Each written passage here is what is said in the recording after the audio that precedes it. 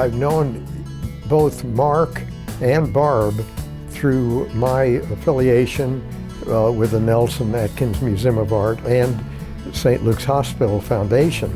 They're wonderful people. Very unusual that both of them are involved in raising money, and they're very good at raising money and raising triplets. It's always been fun for me to work here because of the experience that Barb and I had when the kids were born here. Like with any major nonprofit, fundraising is part of the revenue equation. Last year we transferred $26 million to the hospital. I think Mark is a great fundraiser because he looks at the mission of what you're trying to achieve and somehow is able to convert that vision into a specific need or desire by those who are willing to give. In other words, he can translate fairly complicated language and science to something that you and I could look at and say, you know, I want to be part of that. Mark has made a significant difference to the hospital during his tenure here in the sheer volume of dollars that he has been able to raise, but also in the ways in which he has focused, I think, on the charity care efforts of the hospital. We always feel confident that the investments we make in the St. Luke's Hospital Foundation are well shepherded.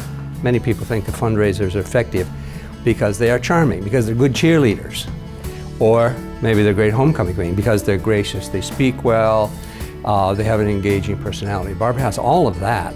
Also, what most people don't realize, she's also an attorney. I think she has the ability to hold the interests of a donor and that of the institution equally.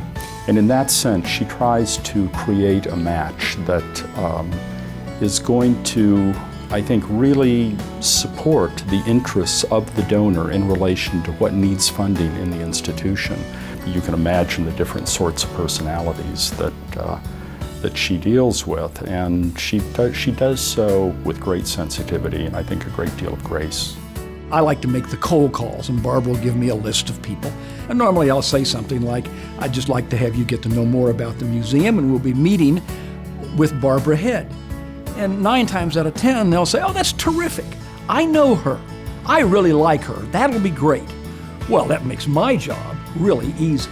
She helps raise the money, helps find the assistance that's necessary to keep this wonderful institution, this fantastic art museum, open to everyone, free, every day.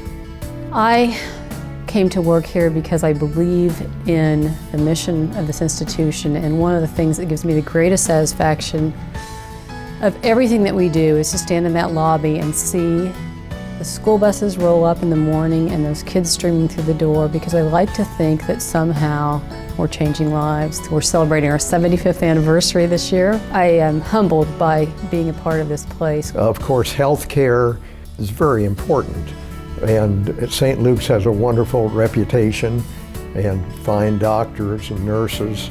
At the same time, the arts are very important.